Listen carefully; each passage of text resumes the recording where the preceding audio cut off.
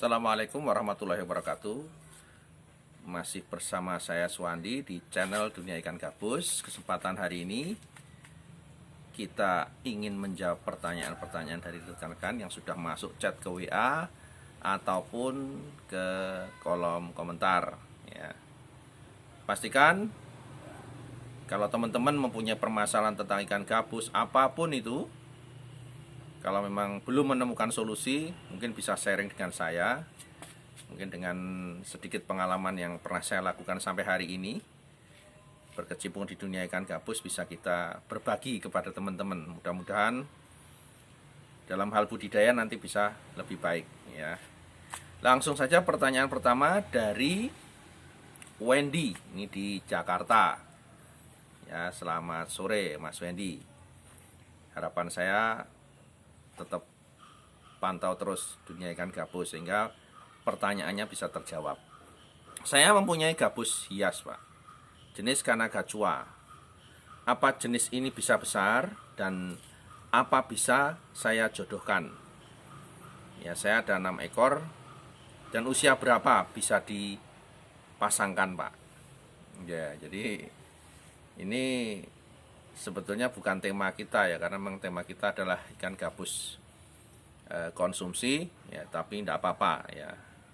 Jadi jenis Kanagacua itu biasanya tidak bisa besar ya, paling besar itu 25 cm jenis Kanagacua yang pernah saya temui.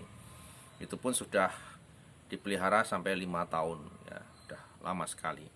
Karena memang tipikal Kanagacua itu dia memang nggak bisa besar ya. Untuk ukuran segini saja sudah memakan waktu dipelihara, sejak bibit itu sudah 1 tahun ya. Jadi kalau ini kategori masuk jenis hias memang banyak dipelihara untuk penghias akuarium. Nah, untuk bisa dijodohkan itu biasanya sudah usia 8 bulan sudah bisa dijodohkan ya Kanagacua itu. Bahkan kalau Kanagacua itu gampang sekali kok. Ya, Kanagacua itu dicampur gitu aja ya, satu jantan satu betina di kolam base beton itu atau kolam kasih tanaman air, nggak lama dia mijah. Karena memang ikannya jenis ikan yang kecil ya, jadi tidak memerlukan tempat yang luas untuk pemijahan gitu ya. Silahkan teman, anaknya juga nggak bisa banyak ya. Saya dulu pernah mijahkan juga satu induk yang sudah 1 jempol kaki orang dewasa, 20 cm aja, cuman ada 50 ekor pernah. Kemudian pernah juga 110 ekor, jadi nggak bisa sampai ribuan gitu, nggak bisa. Jumlah anaknya sangat sedikit karena memang ikannya juga kecil. Oke ya, dari Mas Wendy itu.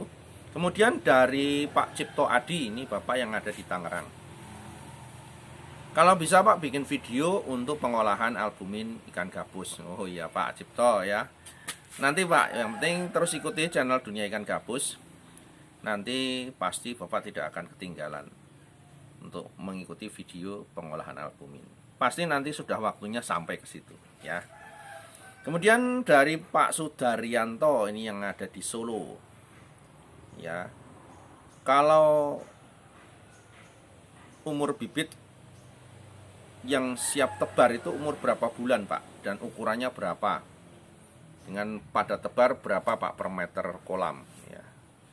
Jadi kalau untuk bibit ikan gabus yang siap ditebar, ya tebar di kolam cemen atau kolam terpal, ataupun di situ di kolam tanah, itu biasanya usia 1 bulan sudah kuat. Usia 1 bulan itu sudah sangat kuat, tidak rentan ya. Jadi dengan ukuran rata-rata 3-4 cm itu. Dengan pada tebar 1 meter perseginya isi 200 ekor sampai usia 6 bulan ataupun 7 bulan. Mau ditebar lebih padat bagi teman-teman yang sudah pengalaman tidak masalah, karena ikan gabus itu pertama ikannya juga nggak banyak bergerak ya, nggak ribet seperti ikan yang lain. Ikan lele nggak. Jadi 1000 ekor ditebar di kolam itu ya nggak kelihatan kayaknya, gerakan ikannya sepi sekali, lebih banyak di dasar ikan-ikan itu. Ya oke ya Pak Sudaryanto dari Solo itu. Kemudian dari Pak Mas Indro Kusnanto. Ya, ini Bapak tinggal di Mas Indro ini di Wonogiri ya. Ya, apa bisa Pak bibit ikan gabus dipelihara di jaring apung? Ya. Jadi kalau ikan gabus itu bisa dipelihara juga di karamba-karamba apung ya, yang berada di waduk-waduk atau di perairan-perairan umum ya. Bisa dengan sistem jaring apung, tetapi jaring apung bagian atas tetap ditutup dengan jaring. Kanan kiri bawah, samping kanan kiri kan jaring tuh, atasnya tutup dengan waring sehingga ikannya tidak lompat. Dan pastikan jaring apungnya yang model kalau misalkan air naik dia naik, air turun dia turun. Jadi pelampungnya ikut naik dan turun mengikuti kedalaman air. Kemudian untuk perawatan ya di jaring apung juga sama ya, sebenarnya nggak ada perbedaan dengan yang di kolam lain. Hanya saja memang saya pernah nebar di Waduk Ngrati Pasuruan itu juga hasilnya bagus ya untuk jaring apung. Kemudian juga pernah nebar di Klaten itu di Rowo Jombor, itu juga dengan menggunakan jaring apung hasil ikannya bagus. Hanya saja menurut pengalaman teman-teman yang nebar jaring apung, usahakan karena itu di perairan umum, itu jangan sampai ikan-ikan kecil yang ada di luaran waduk itu atau ruang rawa-rawa itu masuk ke dalam jaring. Ya pastikan waringnya agak halus sehingga ikan kecil tidak masuk. Nah, pengalaman kita dulu melihat dari tempat peternak yang menggunakan jaring apung, apabila ada ikan kecil masuk kemudian dikejar oleh ikan yang gabus yang ada di dalam, lolos ikan kecilnya. Nah, kepalanya biasanya nabrakin jaring. Sering nabrak jaring sehingga banyak yang lecet-lecet dan luka-luka. Jadi pastikan aja jaring apungnya juga jangan jaring apung yang lubangnya besar. Cari jaring apung yang lubangnya kecil sehingga ikan-ikan yang paling kecil di waduk itu tidak bisa masuk ke dalam jaring karamba pemeliharaan. Ya.